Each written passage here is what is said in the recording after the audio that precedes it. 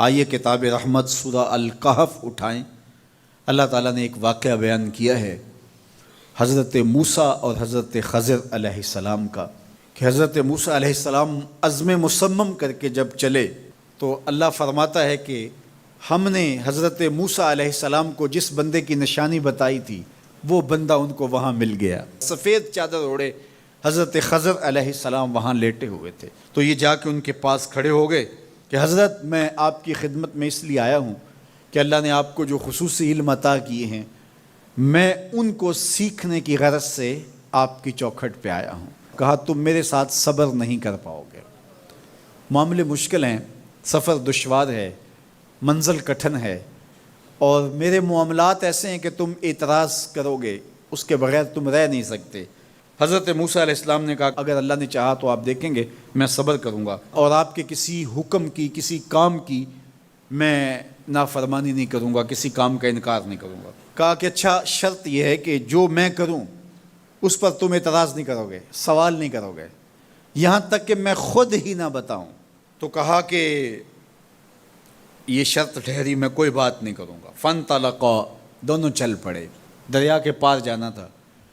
جو کشتی کا مالک تھا، کشتی بان تھا، وہ حضرت خضر علیہ السلام کو جانتا تھا، تو اس نے کرایہ بھی نہیں لیا، لیکن جب کشتی پر سوار ہوئے تو عصا مار کے حضرت خضر علیہ السلام نے کشتی کا ایک پھٹا توڑ دیا۔ تو بے ساختہ حضرت موسیٰ علیہ السلام نے کہا آپ نے پھٹا توڑ دیا، یہ سارے ڈوب جائیں؟ کہا میں نے کہا تھا نا تم میرے کاموں پہ صبر نہیں کر پاؤ گے۔ تو حضرت موسیٰ کو یاد آیا، کہا میں بھول گیا تھا، اس پر مواخذہ نہ کیجیے۔ پھر دونوں چل پڑے، بچے کھیل رہے تھے، ایک خوبصورت لڑکا وہ بھی بچوں میں کھیل رہا تھا۔ حضرت خضر آگے بڑھے اور اس کی گردن مروڑ دی، اس کو قتل کر دیا۔ صاحب شریعت تھے حضرت موسیٰ علیہ السلام، نہ رہ سکے، پھر بول پڑے ایک جان کو بغیر کسی جان کے بدلے میں قتل کر دیا، اس نے گوایا کیا تھا ہمارا؟ آپ نے بہت ہی جو ہے وہ غلط کام کیا، یہ کام اچھا نہیں کیا آپ نے۔ کہا میں نے کہا نہیں تھا کہ تم میرے ساتھ صبر نہیں کر پاؤ گے۔ کہا ایک موقع اور دے دیجئے، اب اگر میں نے کوئی اعتراض اٹھایا تو پھر دوبارہ مجھے آپ اپنی صحبت میں نہ رکھیے، عذر تمام ہو جائے گا۔ پھر دونوں چل پڑے، یہاں تک کہ ایک بستی میں دونوں آئے تو آپ نے بستی والوں سے کہا کہ ہم مہمان ہیں، آپ ہماری مہمان نوازی کیجیے، کھانا کھلائیے۔ تو انہوں نے انکار کر دیا، کہا کہ ہم تو آپ کو بلایا نہیں ہے، آپ خود آئے ہیں، آپ اپنے کھانے کا خود انتظام کیجیے۔ گزر رہے تھے گلی سے تو ایک دیوار گرنا چاہ رہی تھی، تو جلدی سے اس دیوار کو مرمت کر دیا۔ کہا حضرت ہم اگر چاہتے تو اس پہ اجر لے سکتے تھے، انہوں نے ہمیں کھانا تک نہیں دیا اور ہم ان کی دیواریں سیدھی کر رہے ہیں۔ کہا اب تمہاری میری جدائی ہو گئی، تم نے یہ بھی اعتراض کر دیا۔ تو انہیں یاد آیا کہ وہ یہ بھی اعتراض ہو گیا۔ اب میں تمہیں بتاتا ہوں کہ یہ 3 کام میں نے کیوں کیے۔ اللہ اکبر۔ اب سنیے، قرآن ہمیں بتاتا ہے کہ ظاہری علم بھی ہوتا ہے لیکن کوئی باطنی علم بھی ہوتا ہے۔ کہا وہ پہلی بات کشتی والی سنو، یہ 2 مسکین بچوں کی کشتی تھی، ان کے گھر کا چولہا اس کی کمائی سے جلتا تھا۔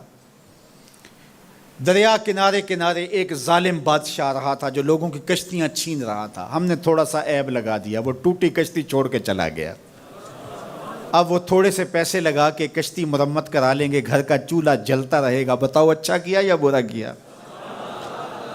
کہا رہی بات اس بچے کی جس کو ہم نے قتل کیا، اس کے ماں باپ مومن تھے، نیک تھے، صالح تھے، بچے نے بڑا ہو کے بہت برا ہونا تھا، ہم نے اس کو قتل کر دیا، اللہ اس کے بدلے ان کو بہتر اولاد دے گا۔ علماء تفسیر نے لکھا ہے اس بچے کے بدلے میں اللہ نے ان والدین کو ایک بیٹی عطا کی جس کی نسل سے 70 نبی پیدا ہوئے۔ دیوار کی کہانی بھی سن لیجئے، یہ شہر کے 2 یتیم بچوں کی دیوار تھی اور اس کے نیچے ان کا خزانہ تھا، اور ان کا باپ بڑا نیک تھا۔ خزانہ دیوار کے نیچے ہے، دیوار گرنا چاہ رہی ہے، کسی معمولی دھکے سے گر جاتی۔ 2 ہی صورتیں تھیں، یا وہ بچے خود اپنا خزانہ اٹھا لیتے یا لوگ اٹھا کے لے جاتے۔ لوگ اٹھا کے لے جاتے پھر بھی ہاتھ میں کچھ نہ آیا، اور اگر وہ خود اٹھا لیتے تو بچے ہیں، بچپنے کی وجہ سے وہ اس کو اڑا دیتے۔ تو ہم نے اس کے اوپر دیوار کھڑی کر دی، جب تک وہ اس قابل نہیں ہو جاتے کہ یہ خزانہ نکال کے اس کو صحیح مصرف پہ لگا سکیں، اتنی دیر تک دیوار گرے گی نہیں۔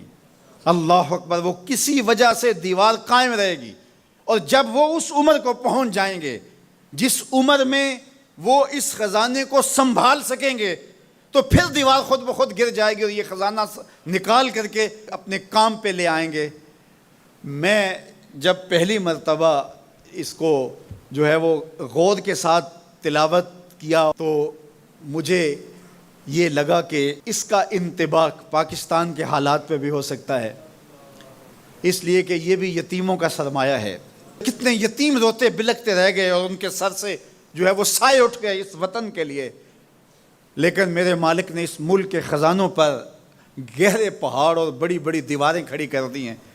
جب تک یہ قوم بلوغت تک نہیں پہنچے گی اتنی دیر تک وہ خزانے ظاہر نہیں ہوں گے، اور جب یہ قوم اپنی بلوغت تک پہنچے گی، شعوری بلوغت، فکری بلوغت، علمی بلوغت، اور رب سے جو وعدہ کیا تھا پاکستان کا مطلب کیا، لا الہ الا اللہ، جب اس بلوغت تک یہ پہنچ جائے گی، اس وعدے کی تکمیل ہوگی، پھر رب دیوار ہٹا دے گا اور پاکستان کو اللہ اتنے خزانے دے گا اور پاکستان ایسا مالا مال ہوگا دنیا دیکھنے آئے گی انشاءاللہ۔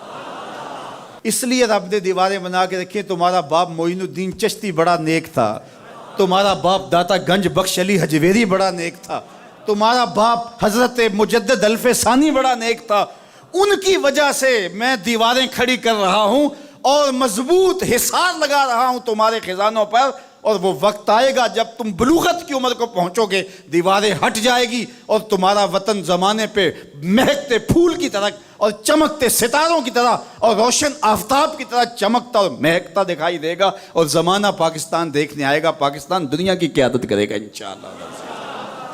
تو کہا یہ تعویل ہے ان باتوں کی جو باتیں میرے رب نے مجھے بتائی، اور یہ میں نے اپنی مرضی سے نہیں کہیں، اور جو میں نے کیا اپنی مرضی سے نہیں کیا۔ تو یہ باطنی باتیں ہیں، شاید یہ باطنی باتوں کے جوش میں یہ بات بھی میں کر گیا۔ وہ کیا کسی نے کہا تھا کہ بھری محفل میں ایک راز کی بات کہہ دی، بڑا بے ادب ہوں سزا چاہتا ہوں۔